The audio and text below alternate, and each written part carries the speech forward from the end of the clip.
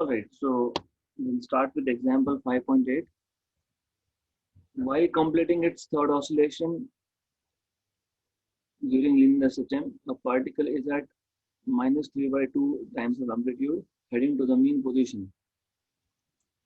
मतलब बेसिकली ऐसा है कि थर्ड ऑसिलेशन में heading towards mean position मतलब particle is somewhere here at this position x and going towards mean O.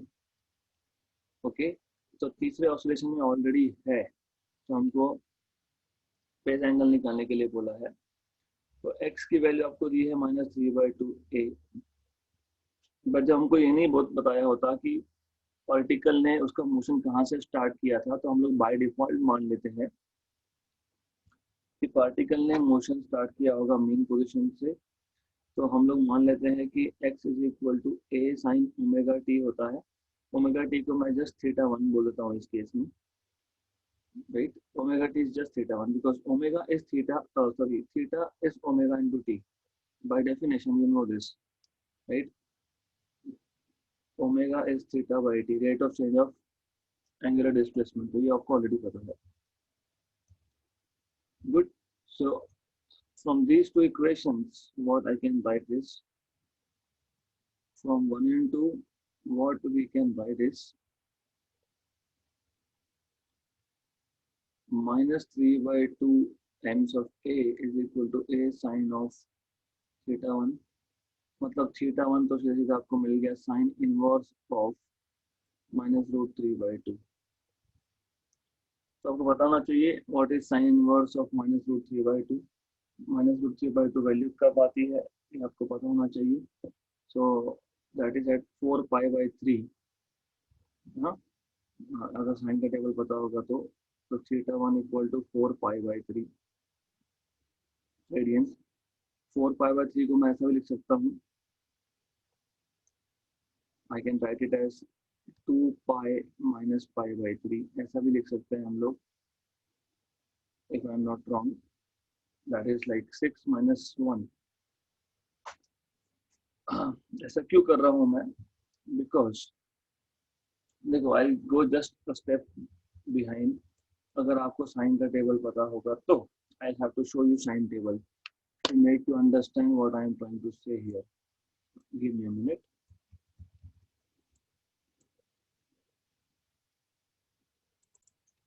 Yes, so anyways, just to tell you, sin inverse of minus root 3 by 2 कब होता है? तो 240 degree पे होता है या फिर 300 डिग्री पे होता है।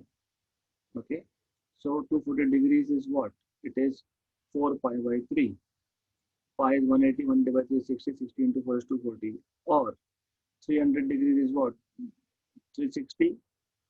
मतलब if you want to write it in a more precise way, I can tell you 240 is 180 plus 60 और थीटा 1 की वैल्यू आपकी आएगी 360 minus 60 if you are writing in degrees of course।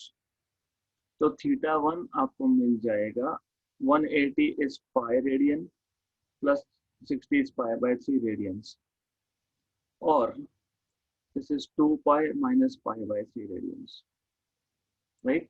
तो थीटा 1 की वैल्यू आपको मिल गई इधर पाई प्लस पाई बाई 3 और 2 pi minus pi by 3, right. Okay, अब दोनों में से एक हमको सिलेक्ट करना पड़ेगा, तो कौन सा सिलेक्ट करेंगे? इसलिए मैथमेटिकल बैकग्राउंड जरूरी होता है। You should no, you should always no, मैंने आपको बताया था सिंपल हार्मोनिक मोशन को हम लोग as a projection of uniform circular motion बोल सकते हैं। आपको ये बोला गया है कि नेगेटिव साइड से पार्टिकल जो है अप्रोच हो रहा है। नेगेटिव साइड से कैसे पता लगा? वो माइनस रूट 3 by 2 a है। इसका मतलब आपको ये पता होना चाहिए कि पार्टिकल जब नेगेटिव साइड से, मैं वापस समझा देता हूँ, ये एक्स एक्सिस, ये वाई एक्सिस, मैंने आपको ऑलरेडी बताया था जब हम लोग projection of uniform circular motion as a system सीख रहे थे। Particle covers 90 degree angle from mean to right extreme from right extreme back to mean, it covers more 90 degree. Then from mean to left extreme, it covers more 90 degree, or 270 हो गया, right? Correct. तो जब particle basically वापस mean पे आ रहा है तो O से B ये 90 डिग्री है, I am showing directions, B to O वापस 90 डिग्री है, O से A और 90 डिग्री, मतलब 270 तो हो गया। अभी यहाँ पे जब आएगा तो और 90 डिग्री, मतलब angle should be between 270 and 360. You have to understand this. The angle has to be between 270 and 360. तो मैं इसलिए ये वैल्यू नहीं ले सकता क्योंकि ये वैल्यू 240 डिग्री है और हमको चाहिए कि the particle should be covering an angle anywhere between 270 and 360. So that is this angle. So therefore I will say that theta 1 is 2 pi minus pi by 3. Okay. तो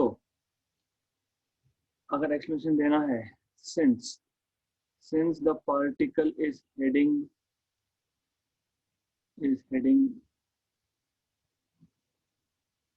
to the mean position from negative side,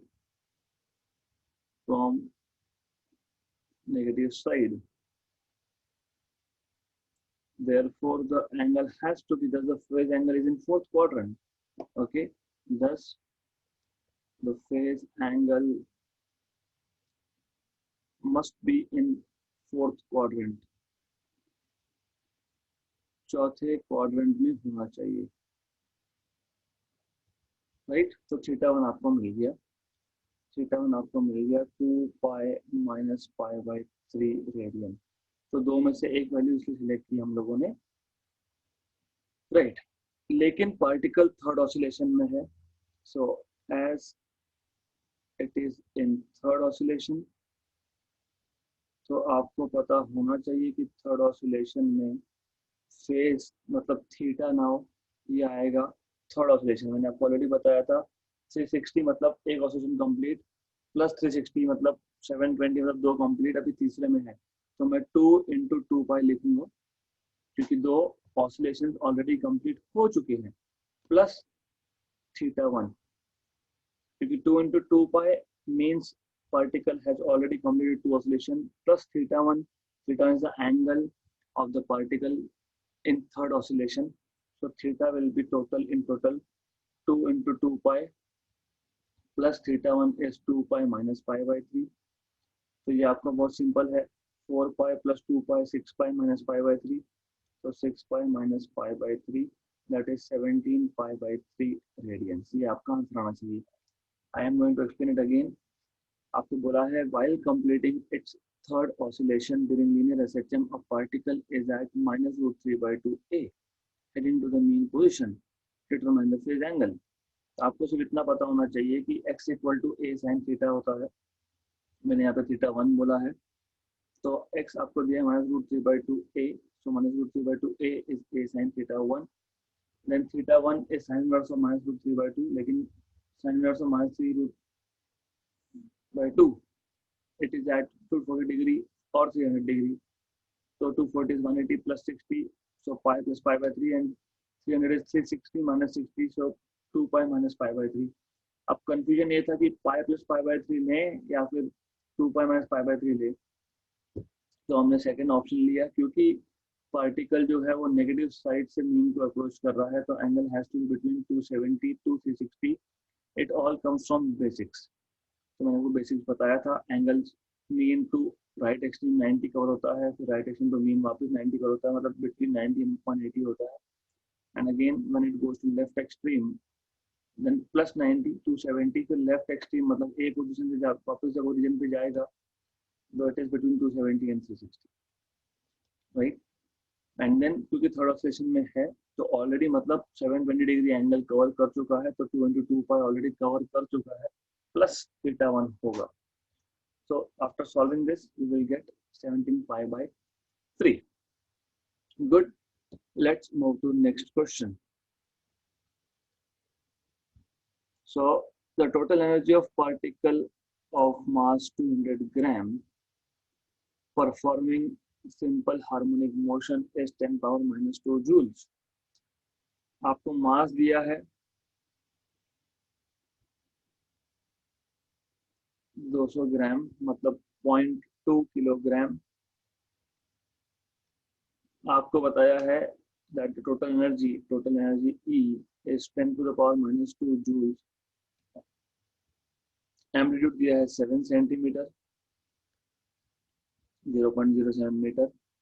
आपको find करने के लिए बोला है maximum velocity that is v max, और आपको बोला है find the period.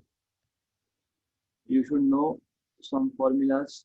First of all you should know total energy formula. You should remember that it was half m omega square a square या फिर हाफ k a स्क्वायर। दूसरा आपको पता होना चाहिए what is v max. V max is a omega, ये लगेगा आपको। These two formulas you will need. So let's solve it. It is pretty easy question. हमको पता है E is equal to half m omega square a square, तो मैं a omega square लिख देता हूँ इसको, मतलब E is equal to half m v max square. तो मुझे मिल जाएगा v max from this I can obtain 2e by m, 2e by m v max का स्क्वायर। तो v max मुझे मिल जाएगा under root of 2e by m। तो v max I can obtain pretty easily, बहुत easily मुझे मिल जाएगा 2 into e, e is 10 power minus 2 upon m, m is 0.2। तो ये आपका आ जाएगा 1 जा and 10 जा, तो 10 into 10 power minus 1, right? So that is just 10 power minus 1। तो आपको सॉल्व करना है, वेरी सिंपल थिंग। तो ये सॉल्व करने के बाद you should get square root of 10 power minus 1 मतलब 1 बाई 10 का रूट, मतलब it is around 1 upon 3 point something, तो 0.3162 मीटर पर सेकेंड आपको मिलना चाहिए। And as I told you, यहाँ पे पहला पार्ट खत्म, वी मैक्स मिल गया। दूसरे पार्ट में they are asking you to find out t. So v max done, time period निकालना है। What we know is v max is equal to a omega. So Vmax is equal to A omega is 2 pi by time period. So time period is 2 pi A by Vmax. So what we know is 2 pi into A is 0.07 upon Vmax। तो अभी हमने find किया Vmax, तो अभी हमने find किया है, that is 0.3162। You have to solve this and whatever answer you will get will be your final answer. It should turn out to be 1.39 seconds. मैंने पहले करके रखा है calculation, so that's pretty simple actually। तो total energy आपको पूछा था, sorry total energy दिया है, मास दिया है, आपको मैक्सिमम वेलोसिटी और पीरियड पूछा है, एम्पलीट्यूड दिया है आप लोगों को। गुड। तो the idea was very simple here. हमको सिर्फ Vmax और E का फॉर्मूला पता होना चाहिए। E is half m omega square a square and Vmax is a omega। Maximum velocity of a particle performing simple harmonic motion is at mean position, और a omega उसका formula हमने बनाया था। तो E is equal to half m a omega complete square, तो E is equal to half m Vmax square आ गया, तो Vmax square 2e by m आ गया, तो Vmax is under root of 2e by m आ गया। तो हमको Vmax मिल गया 1 upon root 10, that is 0.3162। and Vmax is a omega, omega is 2 pi by t, so t is equal to 2 pi a by Vmax। a हमको पता है, Vmax हमको पता है, so you can just substitute the values and find out the answer। Extremely simple। Next question 5.10, the period of oscillations of a simple pendulum increases by 10%। important question है, CET JEE NEET में भी ऐसे type के question आते हैं। Period of oscillation of simple pendulum increases by 10% when its length is increased by 21 centimeter। Okay, find its initial length and initial period। तो given quantity के according T2 is 1.1 times of T1। क्यों? क्योंकि उन्होंने बोला है अगर initial time period T1 था तो फाइनल टाइम पीरियड 10% से इंक्रीज हो। किसके 10% से? इनिशियल के 10% से। तो मेरे पास अगर 1 रुपया है तो उसका 10% होता है 0.1। तो मेरे पास अगर टाइम T1 था तो उसका 10% होता है 0.1 T1। So final time period will be T1 plus 0.1 times of T1, so that will be 1.1 times of T1.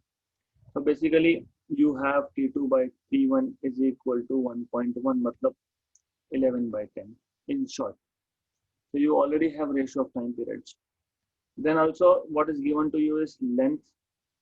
L2 is L1 plus 21 centimeter, matlab 0.21 times of L1. Right? Not right. Why it is wrong? क्योंकि times of L1 नहीं आएगा यहाँ पे। Why? अगर L1 initial length आपका कुछ centimetre में है, अब 21 सेंटीमीटर से बढ़ रहा है, परसेंटेज इंक्रीज नहीं है यहाँ पे। जब परसेंटेज इंक्रीज होता है तब ऐसा लिखते हो आप। T2 increased, the increase in T2 was 10%। किसका 10%? इनिशियल का 10%। लेंथ में ऐसा नहीं बोला, length is increase by 21 centimetre. तो L1 अगर इनिशियल लेंथ होगा इन मीटर्स तो मैंने L2 will be L1 plus 0.21 centimetre को मीटर में कन्वर्ट किया मैंने। तो ये आपको पता होना चाहिए कहाँ पे आप परसेंटेज में लिख रहे हो, कहाँ पे आप just in terms of numbers लिख रहे हो। I mean number in the sense in units of metre, not in percentage. Okay, हमको फाइंड करने के लिए बोला था initial length and initial period. मतलब my task was to find out L1 and T1। ये दो चीजें हमको फाइंड करनी थी। हमको फॉर्मूला लगेगा, यानी सिंपल पेंडुलम है, आपको पता है formula is just 2 pi under root of L by G। बहुत सिंपल सा सॉल्यूशन है। तो what I will do is I will just take T2 by T1 and T2 by T1 will be 2 pi under root of L2 by G and 2 pi under root of L1 by G. And therefore we know that T2 by T1 is 11 by 10। 2 pi और under root of 1 by G cancel हो गया, तो आपको मिल गया L2 by L1 under root। Therefore 11 by 10 L2 is L1 plus 0.21 upon L1 in inside root। अब मैं squaring करूंगा दोनों साइड पे तो 121 by 100 हो जाएगा। I am squaring on both sides, squaring on both sides,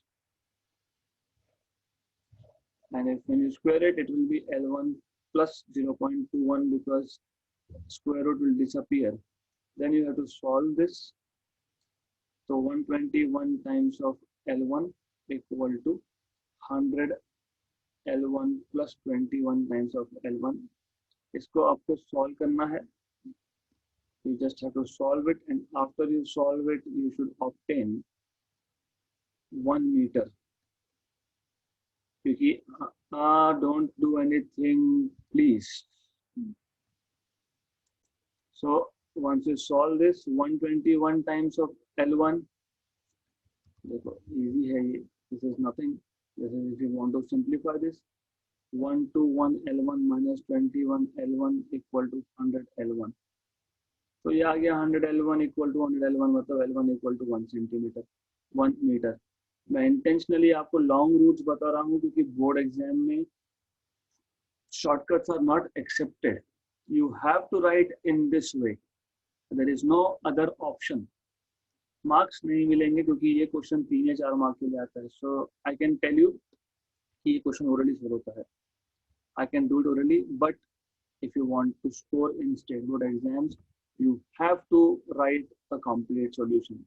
you don't have option to that। आपको मिल गया L1। हमको क्या पूछा? Initial period. इनिशियल पीरियड तो और भी इजी है, तो we have just T1 is equal to 2 pi under root of L1 by G। simple, extremely simple। So 2 pi under root of L1 I already know is 1, initial length मिल गया, upon value of g is 9.8, तो 2 pi upon under root of g, तो 2 pi upon under root of g is 9.8। 9.8 का root आपको पता होना चाहिए, नहीं पता तो पता होना चाहिए, रफली पाई होता है, रफली पाई होता है। तो आपको रफली रफली नीचे पाई मिला, ऊपर पाई मिला, कैंसिल, तो ये 2.006 सेकेंड्स आ जाएगा when you solve this, right. तो इजी क्वेश्चन था। Let's go to next one.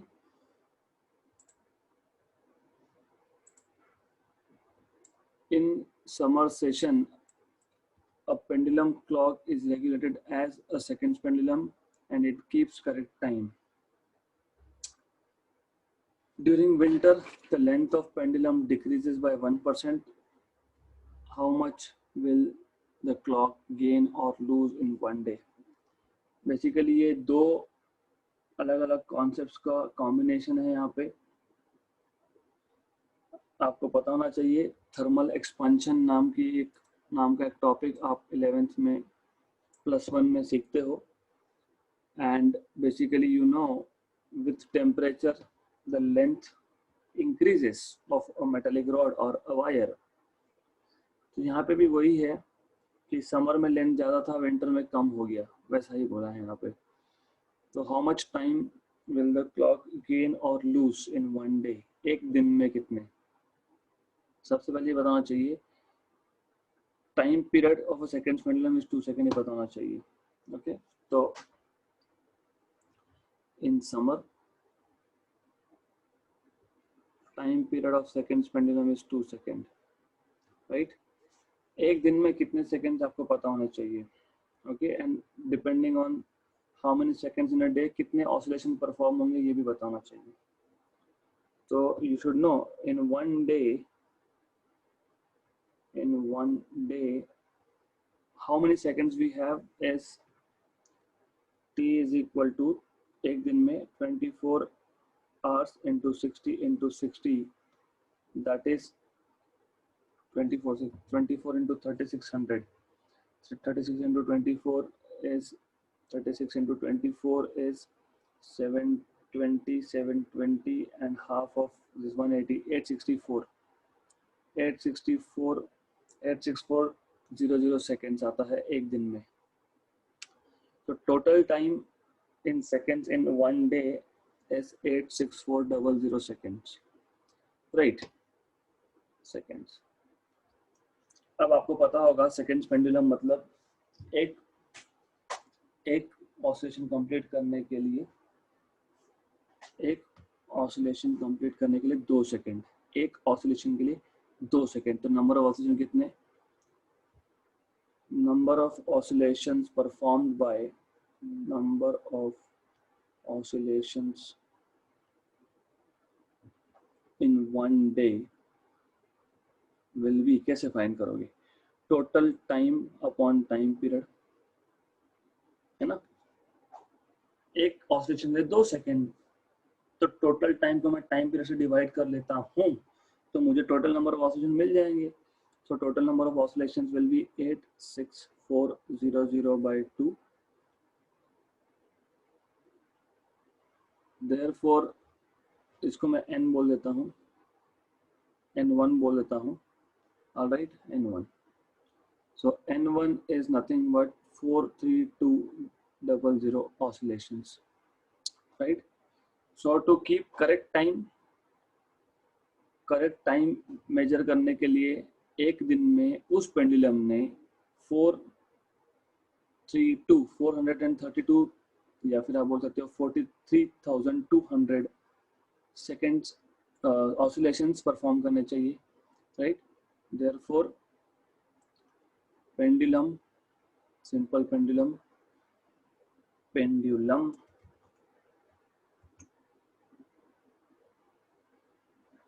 must perform or it performs 43200 oscillations in one day to keep correct time, to keep correct time, correct.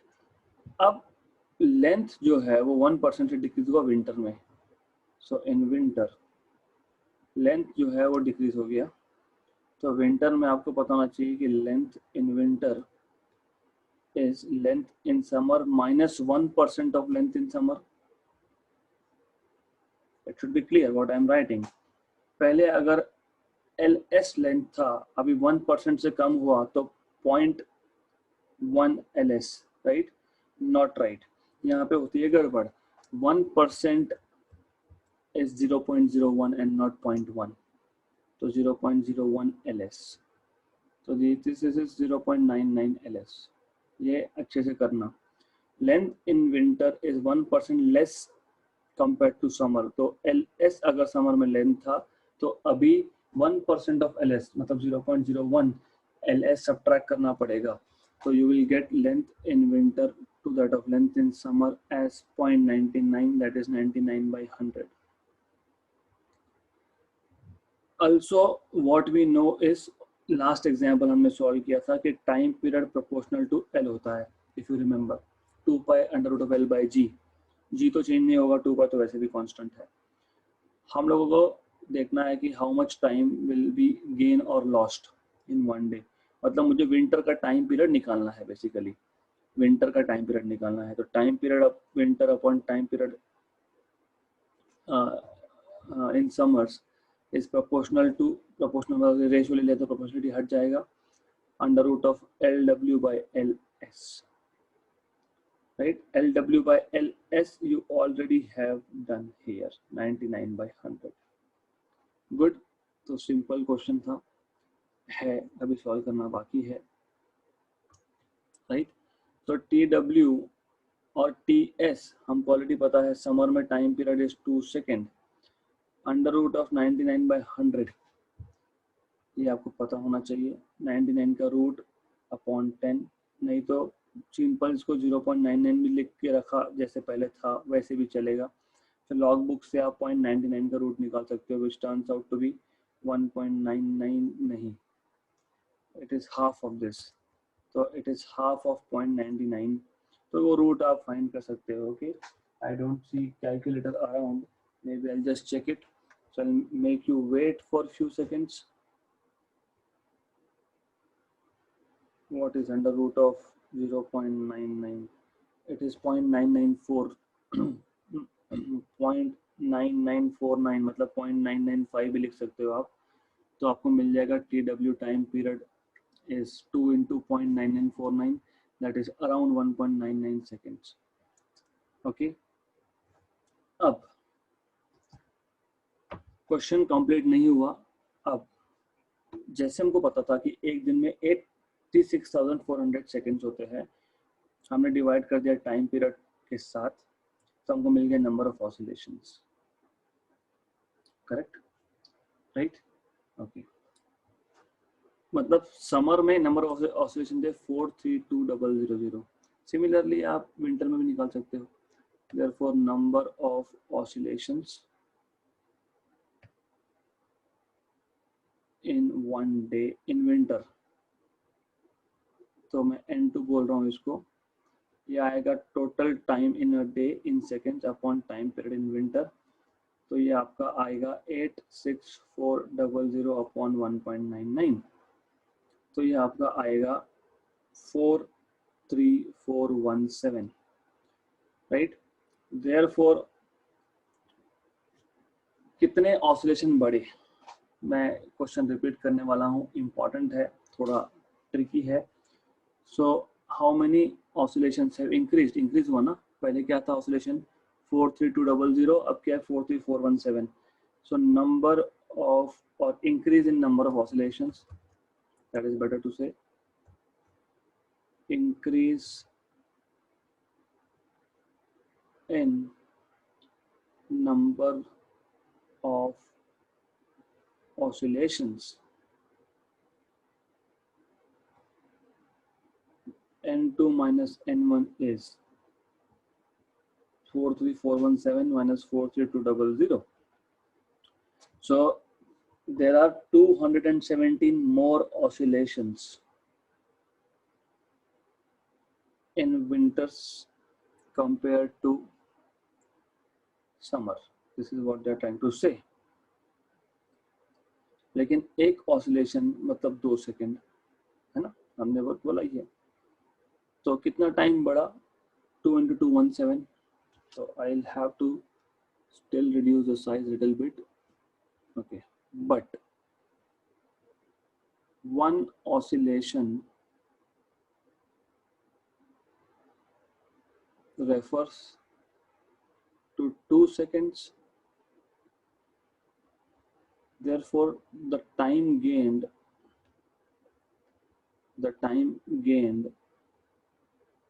per day, मैं question repeat करने वाला हूँ, per day is 217 multiplied by 2, मतलब 434 seconds से हमारा time बढ़ गया। अगर मिनट्स में करना है तो फिर उसको डिवाइड बाई 60 कर दोगे, ये मिनट्स में आ जाएगा। ओके, तो यू कैन डू इट। तो the way you want to write it in seconds is just fine, और मिनट्स डिवाइड बाई 60।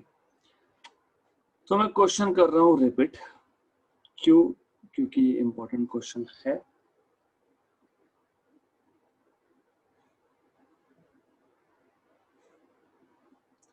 क्वेश्चन ऐसा था कि समर के सीजन में एक पेंडुलम क्लॉक है, right, which is regulated as a seconds pendulum, मतलब उसका टाइम पीरियड 2 सेकेंड पे सेट किया हुआ है और वो करेक्ट टाइम मेजर करता है। इट कीप्स करेक्ट टाइम, मतलब इट मेजर्स करेक्ट टाइम। हमको पता है विंटर में मेटालिक वायर्स कॉन्ट्रैक्ट होते हैं। थर्मल एक्सपेंशन में सीखा है हमने सीखा था कि टेम्परेचर बढ़ेगा तो लेंथ बढ़ेगा, यहाँ पे टेम्परेचर कम होगा तो लेंथ कम होगा। Good, right. हमको पूछा है कितना टाइम उस क्लॉक में गेन होगा या लूज होगा। समर में time period of one oscillation 2 seconds. एक दिन में कितने सेकेंड्स? 86400 सेकेंड्स। तो कितने oscillation total seconds upon time period of one oscillation, ऐसे निकालते हैं ना, number of oscillations, right. Number of oscillation is total time in seconds upon time period in seconds in summer. तो समर में मिल गया हमको 43200 नंबर ऑफ ऑसिलेशंस। विंटर में क्या हुआ कि 1% से लेंथ कम हुआ है, मतलब new length is 0.99 times of length in summer, LS। तो मुझे LW बाई LS मिल गया 0.99, पर मुझे क्या पता है कि time period is under root of L। तो time period in winters upon time period is summer is under root of LW by LS। तो वो सॉल्व करके हम लोगों को time period of one oscillation मिल गया 1.99, और ये होने भी वाला था। टाइम पीरियड अगर लेंथ को प्रोपोर्शनल है, लेंथ कम हो रहा है तो टाइम पीरियड कम होगा, तो टाइम पीरियड 1.99 सेकेंड आ गया। कंफ्यूजन कहाँ पे होता है कि जब टाइम पीरियड कम हो रहा है तो फिर टाइम गेन कैसे हो रहा है। हम लोग टाइम पीरियड उस पेंडुलम के ऑसिलेशन का टाइम पीरियड निकाल रहे हैं, right. We are not talking about time in general, we are just talking about time period, what is the time taken. क्योंकि अभी फास्ट हो रहा है ना, टाइम पीरियड कम होना मतलब क्या, अभी ऑसिलेशन फास्ट हो गए, ऑसिलेशन फास्ट होगा तो टाइम गेन होगा। तो नंबर ऑफ ऑसिलेशंस हमने निकाल लिए विंटर में। विंटर के एक दिन में 86400 upon 1.99 will be number of oscillations. मतलब ये पेंडुलम का टाइम पीरियड कम हुआ, मतलब वो ज़्यादा ऑसिलेशन परफॉर्म करेगा। तो कितना कर रहा है? 43417। मतलब समर में 43200 ऑसिलेशंस परफॉर्म करेगा एक दिन में, यहाँ पे 43417 परफॉर्म करेगा। तो how much is the increase? It is N2 minus N1। तो 217 ऑसिलेशन ज़्यादा परफॉर्म करेगा विंटर्स में, बट एक ऑसिलेशन सेकेंड्स पेंडुलम के लिए मतलब 2 सेकेंड होता है। तो टोटल 217 ज़्यादा ऑसिलेशन हो रहा है, मतलब 217 into 2 seconds। So total 434 seconds it will gain. The pendulum will gain this many seconds, right? इसको आप मिनट्स में कन्वर्ट कर सकते हो, सिंपल।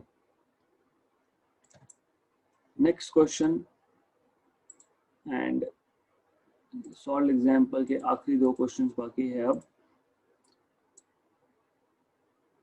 सो अब बार मैग्नेट जैसे बार मैग्नेट आया तो याद होगा मैंने कल ही आपको बताया था, शायद बार मैग्नेट का केस हमने लिया था कल। Yes, we have taken this last session में।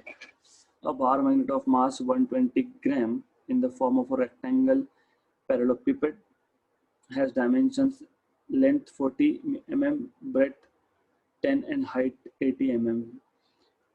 With the dimension h vertical, अच्छा height बताया है आपको, मतलब basically what they are trying to tell you is this, in the form of parallelepiped, मतलब आपका जो बार मैग्नेट है, let me draw a bar magnet here.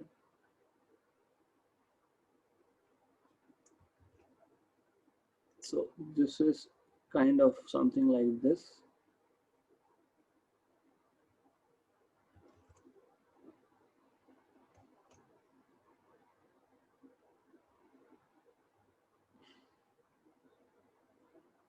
ये दिखाना थोड़ा सा ट्रबलसम होगा मेरे लिए, बट इट्स ओके। ऐसा आपका बार मैग्नेट है, ये आपका H है, ओके। उसमें एक लेंथ है, this is length, this is height and this is breadth, मान लो ऐसा वो बोलना चाहते हैं। So with the dimension H vertical the magnet performs oscillation. जब इसको आप मैग्नेटिक फील्ड में रखोगे, मतलब you are having some magnetic field here, और आप इस बार मैग्नेट को ऐसा रख रहे हो विद द लेंथ वर्टिकल मतलब ऐसा रख रहे हो, एच वर्टिकल मतलब हाइट वर्टिकल, ऐसा उसको रख रहे हो आप मैग्नेटिक फील्ड में। So magnetic field is going something like this here. So better I don't draw another diagram. So this is what they're trying to tell you. This is magnetic field. The magnetic performs angular oscillations in the plane of the magnetic field with a period of pi seconds. So given में time period आपको दिया है pi seconds, right? Length आपको दिया था 40 mm, that is 40 into 10 power minus 3, so 4 into 10 power minus 2 meter. आपको breadth दिया है 10 into 10 power minus 3 mm meter में, 10 into 10 power minus 3 is 10 power minus 2 metre, और आपको h दिया है 80 mm, मतलब 8 into 10 power minus 2 meter, right? What else is said? If a magnetic moment, if its magnetic moment is 3.4, magnetic moment mu 3.4 a ampere meter square, determine the influencing magnetic field. Easy है question, ये given आपको दिया है सब, तो आपको बोला है कि कुछ नहीं है क्वेश्चन, बार मैग्नेट है जिसको आपने मैग्नेटिक फील्ड में रखा हुआ है, it will perform oscillations, angular oscillations, as we have went through this topic in last to last session. आपको सिर्फ फाइंड करने बोला है what is the influencing magnetic field, so you are just supposed to find out B, and that is very simple because we have derived this formula. Time period is 2 pi under root of I mu B. If you remember, this was what you have learned. Okay, good. So let's solve this. बहुत easy है। I क्या था आपको पता होना चाहिए, नहीं पता तो doesn't matter, we'll do it now. So time period T is 2 pi under root of I by mu B. Do we know T? Yes, we know pi, 2 pi under root of I by mu B, right? Pi तो cancel हो गया। After you solve this, so 2 is equal to under root of I by mu B, squaring 4 equal to I by mu B. So B is I upon 4 times of mu. Do I know mu? Yes, 3.4. So I upon 4 into 3.4, right? 34 4 था 68 plus 68, 140 में से 4 गए basically, तो 136, 13.6, तो therefore B is equal to I upon 13.6. अब problem ये है we don't know I here. Moment of inertia हमको पता नहीं, पता होना चाहिए. For a bar magnet you must know that I is nothing but capital M into L square plus B square by 12. Right? Now what is this capital M? That is mass. तो आपको पता होना चाहिए कि bar magnet का moment of inertia when it is rotating about an axis, it is rotating about an axis passing through its center of mass and perpendicular to its plane. क्योंकि जब ये बार मैग्नेट रोटेट होगा तो the thing is it is going to rotate from the center. मतलब I will draw it here so that you understand it in a better way. मतलब ये उसका axis है, बेसिकली ऐसा रोटेट होगा वो. Okay, something like this. तो हमने रोटेशनल डायनामिक्स में सिर्फ रॉड का और उस रॉड का लेंथ और हाइट का ब्रेड्थ की बात ही नहीं की थी. But when you are talking about a rod which has got some breadth, that means thickness, तो मोमेंट ऑफ इनर्शिया याद होगा उस केस में ml²/12 था. वहाँ पे सिर्फ लेंथ की बात हुई थी, वहाँ पे हमने थिकनेस या ब्रेड्थ ऐसा बात ही नहीं किया था. But if you have a rod which has some breadth, तो moment of inertia is ml² + b²/12. Now mass is in grams which is given to us 120 gram. इसको आप कन्वर्ट करोगे तो ये 0.12 किलोग्राम हो जाएगा. तो मास is 0.12 and then length and breadth square. Length is 4 × 10⁻² square, so 16 × 10⁻⁴ plus breadth plus breadth.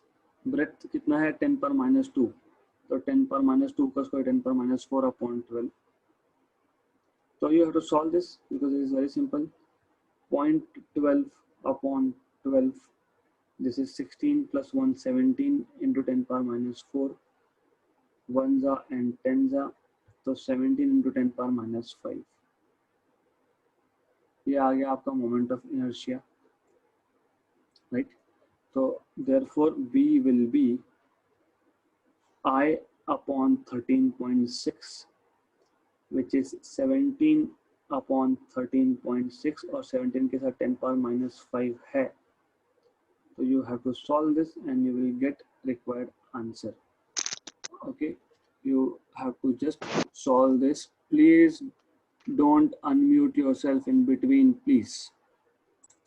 So you have to look at this part of calculation. मैं वापस बता रहा हूँ क्वेश्चन.